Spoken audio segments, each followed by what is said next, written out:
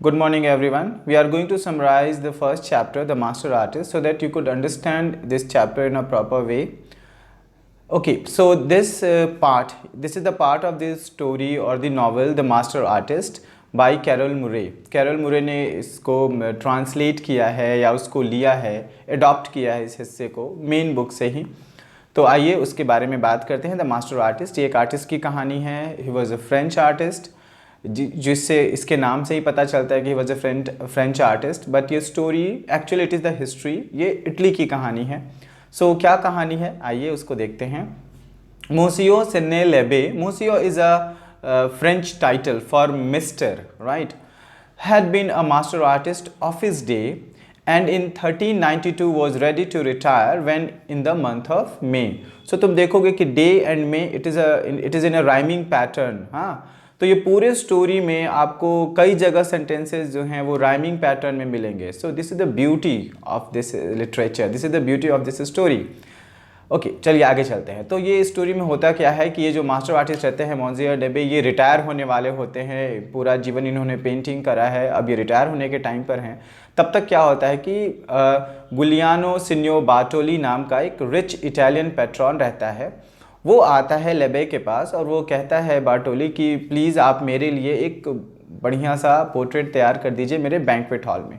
Banquet hall क्या होता है, बहुत बड़ा हॉल जहाँ कई खास पार्टीज़ वगैरह में कई लोगों के खाने की जो व्यवस्था की जाती है, 50-100 लोग इस तरह का डाइनिंग रूम जो 50-60 लोगों के लिए पर्याप्त हो, उस तरह के बड़े से हॉल को बैंक्वेट हॉल कहा जाता है। तो ये एक ही was a rich Italian patron उनको बोला जाता है जो आर्ट और लिटरेचर और राइटिंग्स वगैरह की बहुत वैल्यू देते हैं, उस तरह के लोग जो कद्रदान होते हैं। तो कहता है कि आप प्लीज़ एक 20 फीट टॉल दीवार है मेरे बैंक्वेट हॉल में, आप प्लीज़ वहाँ पर 20 फीट की एक बड़ा सा पोर्ट्रेट मेरे लिए तैयार कर दीजिए। सो मोंजियर क्या करते हैं, थोड़ा सा सोचते और वो कहते हैं कि नहीं नहीं, सो मैं ये नहीं कर सकता। और ये कहते समय वो जो सेंटेंस यूज़ करते हैं, you should watch it, I am sorry.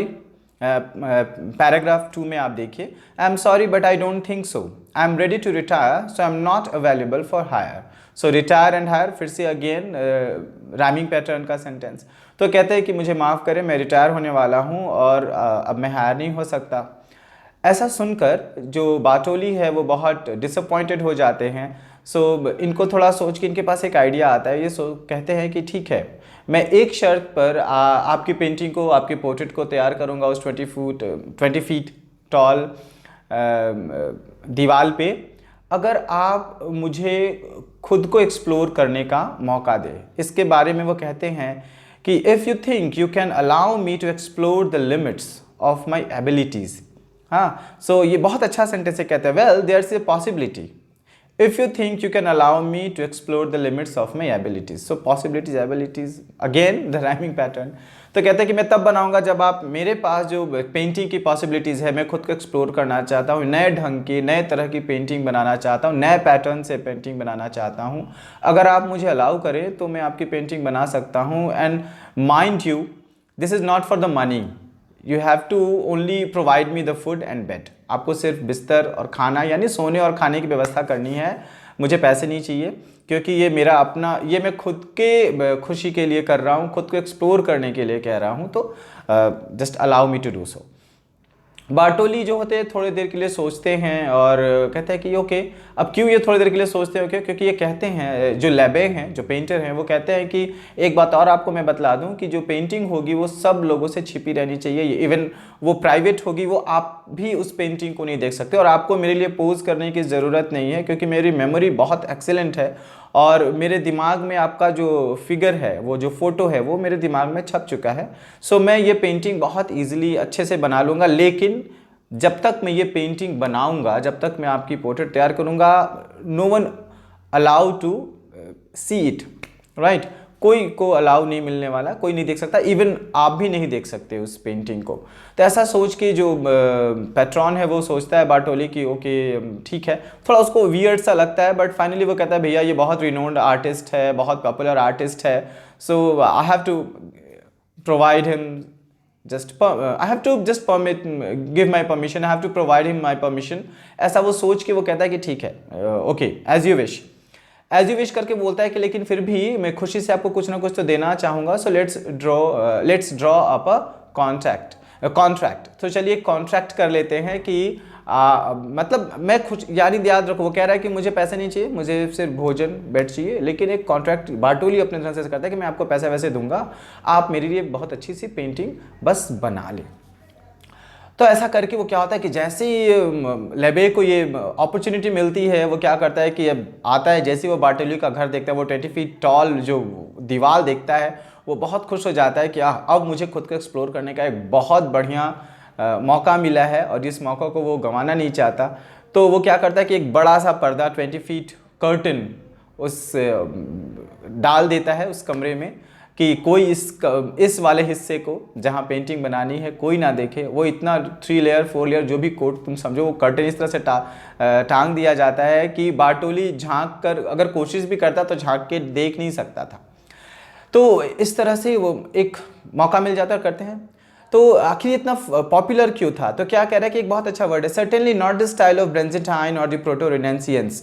ये ब्रेंजेटाइन या प्रोटो-रेनेसियंस की स्टाइल की पेंटिंग नहीं थी। यहाँ पर वर्णन किया गया है इस पैराग्राफ में कि लेबे जो इतने बड़े आर्टिस्ट थे, तो क्या ये इस तरह के ये दोनों जो ब्रेंजेटाइन और प्रोटो-रेनेसियंस का जो क्या ये पैटर्न है, it is a style of painting, क्या ये इस तरह के स्टाइल और पेंटिंग को फॉलो करते थे? नहीं, उनका एक अपना ही तरीका था पेंटिंग करने का, उनका अपना स्टाइल था, लेकिन फिर भी वो उस पर प्राउड फील नहीं करते थे। और वो खुद को जिस ढंग से काम करना चाहते थे, वो खुद जिस ढंग से पेंटिंग करना चाहते थे, अभी तक वो मौका नहीं मिला था। हाँ, इस क्यों रीज़न है, क्योंकि जो पेंटर लोगों की भी अपना एक ग्रुप होता है ना, उनकी अपनी कम्युनिटी होती है ना, तो उस कम्युनिटी के लोग एक लिमिट तक आपको फ्रीडम देते हैं। आप खुद को एक्सप्लोर करना चाहे तो हो सकता है वो कम्युनिटी से बाहर कर देते या प्रॉब्लम क्रिएट करते। तो ये बहुत 45 ईयर्स का इनका स्टोरी में है हिस्सा कि 45 ईयर्स का इनका पूरा करियर होता है और उस पूरे करियर के दौरान इन्होंने बहुत अच्छी पेंटिंग तैयार की है, बहुत नाम कमाया है, पैसे कमाए हैं, लेकिन खुद को अभी तक एक्सप्लोर नहीं किया। अब तो रिटायर होने वाले हैं, तो भाई कम्युनिटी का हिस्सा बनने का कोई मतलब नहीं बनता, आप खुद को एक्सप्लोर कर सकते हैं। So signing the contract, they sealed the agreement, और कॉन्ट्रैक्ट साइन कर लिया जाता है, अग्रीमेंट को सील कर लिया जाता है, और इमीडिएटली ये क्या करते, कर्टन टांग देते हैं अपने कमरे में और उसके बाद अपने काम पे लग जाते हैं। A week passed, how it is coming along, asks the hopeful senior Bartoli. तो जो सिनियर बार्टोली वो पूछते हैं आशा के 1 सप्ताह हो गया, कैसा चल रहा है? ये बहुत, ये पीछे से कर्टन के पीछे से बहुत अच्छा एक आंसर देते हैं। कहते हैं, you know at the age of 8 I was apprentice to the great Ambrogio Lorenzetti. मैं एम्ब्रोंगियो लॉरेंजिटी का अप्रेंटिस रहा हूँ जब मैं 8 साल का था, तब से। हाँ, बचपन से मैंने वहाँ पेंटिंग सीखी है। तुमको क्या लगता है कि मैं उनके नाम को डिसऑनर करूँगा? और फिर कहते हैं, he taught me the art of grinding pigment lying plaster, sometimes slowly sometimes faster. तो ये देखो, यहाँ भी फिर से वही राइमिंग पैटर्न का आता है। He taught me the art of grinding pigment lying plaster, sometimes slowly sometimes faster. उन्होंने मुझे पिगमेंट को ग्राइंड करने का, कभी स्लो कभी फास्ट पेंट करने का प्रोसेस बतलाया है। तो तुमको क्या लगता है कि मैं उनके नाम को डिसऑनर करूँगा? बिल्कुल भी नहीं। मैं बहुत अच्छी मैं एक मास्टरपीस बना रहा हूँ। और कहते हैं कि a masterpiece takes a while at least. अगर तुमको एक मास्टरपीस पेंटिंग चाहिए तो भाई इसमें टाइम लगता है, तो आपको वेट करना पड़ेगा। रेलेंटेंटली सिनियर बार्टोली विड्रॉ, वो वापस चल जाते हैं। अ मंथ पास्ट, 1 महीना बीत जाता है। How is it coming along, senior Bartoli asked. 1 महीना बीत गया, फिर वो आकर पूछता है बार्टोली कि अब कैसा चल रहा है? वो कहता है कि इट्स कमिंग अलोंग नाइसली, और पीछे से आवाज़ आती है स्विशिंग, क्लैकिंग, स्लैपिंग वगैरह की। ये साउंड्स हैं पेंट करने का या कुछ क्लैक करने का, इस तरह के साउंड्स हैं, उनकी आवाज़ आती है। और वो कहता है कि you are fortunate that I am painting your portrait, only beyond fresco will need 4 coats of lime plaster. So ये बियॉन्ड फ्रेस्को क्या है? ये it is a style of painting on wall, क्योंकि आप जैसे दीवार पर आप उसका एक अपना पेंट रहता है, दीवार का अपना पेंट रहता है, उस पर आप अपनी पेंटिंग को चढ़ाओ तो उस कलर ब्लेंड कर जाता है, दोनों कलर मिक्स होके कुछ नया कलर बनता है। तो आपको 1 लेयर 2 लेयर 3 लेयर, अगर आपको जो रिच कलर चाहिए या जो स्टाइल का जो पेंट का जो पैटर्न चाहिए, उसके लिए आपको टाइम लगता है ना। तो ये दीवार पर पेंटिंग हो रही थी, तो बोला कि only beyond fresco will need 4 coats of limit lime plaster, सिर्फ लाइम प्लास्टर के सिर्फ इसी तरह के पेंटिंग में चलता है and is the best plaster process I ever saw. अब तक जितने भी प्लास्टर प्रोसेस हैं ये सबसे अच्छा है। सो आप वेट करें, मैं और अच्छे से कर रहा हूँ। साइनिंग डीपली यानी खुद को होता है ना सांस लेके deeply, the patron withdraw again, just how long would this take. हाँ, वो फिर से वापस चला जाता है और देखते हैं कितना दिन होता है। Another 3-4 months past and finally half a year went by. तो इस तरह से 3 महीने 4 महीने वो बार बार आता है, बार बार पूछताछ करता है और बार बार लेबे जो है उसको बोलता है कि hello you have to wait for it, क्योंकि ये मास्टरपीस में बना रहा हूँ और प्लीज़ मुझे काम करने दो, डिस्टर्ब मत करो, व्हाटएवर। 6 महीना बीतने के बाद ये अपना सारा धैर्य खो देता है। So patron must in demanding to see his portrait, और क्या कहता है, you must be finished by now and today I will see it, he shouted shaking with frustration.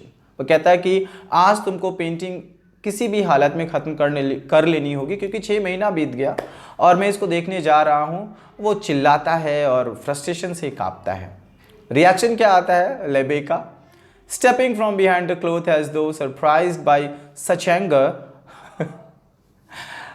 Okay, monsieur Lebe said calmly. तो वो आराम से वो बाहर आता है और बड़ा सरप्राइज्ड होता है कि ये इतना क्रोध क्यों कर रहा है, फ्रस्ट्रेशन से काम क्यों रहा है। भाई कोई भी गुस्सा में करेगा, 6 महीना बहुत टाइम होता है। वो बड़ा शांति से कहता है that's fine, you needed only to request it. अरे ठीक है, तुमको सिर्फ रिक्वेस्ट करना चाहिए था कि देखो मैं आज पेंटिंग देखना चाहता हूँ। क्यों? क्योंकि आज पेंटिंग कंप्लीट हो चुकी थी, तो ये उसको टाल भी नहीं सकता था, सब कुछ कंप्लीट हो चुका था। तो बस तुम you needed only to request it, तुमको सिर्फ रिक्वेस्ट करना था और मैं। And he pulled aside the 20 feet curtain, और वो जो 20 feet कर्टेन उसने लगाया था पेंटिंग के आगे उसको किनारे कर देता है। यहाँ जो सीन है, you should understand it is a twist. Giuliano Bartoli stood for a minute and then his mouth fell open. तो गुलियानो बार्टोली 1 मिनट के लिए खड़ा हो जाता है, उसका मुंह खुला का खुला रह जाता है। So what do you think, वो खुला रह जाता है क्योंकि बहुत अच्छी पेंटिंग थी? बिल्कुल नहीं। ट्विस्ट ये है कि वो बहुत क्रोध से भर जाता है, उसकी आंखें लाल हो जाती है, 2-4 जो उसके सर पे बाल थे बार्टोली के वो भी नोचने लगता है। वो लिटिल हॉप करता है, चिल्लाता है और कहता है कि तुमने क्या बनाया है, तुमने मेरी पेंटिंग ही नहीं बनाई है, ये एक बकवास है। क्यों? क्योंकि वो पेंटिंग बिल्कुल डिफरेंट पैटर्न का था, डिफरेंट तरीके का था। वो अब तक उस तरह की पेंटिंग किसी ने नहीं बनाई थी और एकदम नया एक मास्टरपीस था। तो वो इतना गुस्सा में बोलता है कि तुमको मैं एक भी, वो कहता है how absurd, how disgusting, what does this mean, you will not receive 1 fluorine.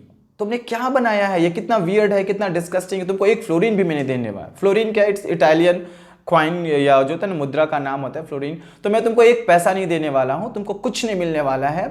और you are not an artist, maybe a thief और अ मैडमैन। तुम एक आर्टिस्ट नहीं हो, तुम एक थीफ हो या मैडमैन हो, तुरंत मेरी नज़रों से बाहर हो जाओ, otherwise I will just throw you out.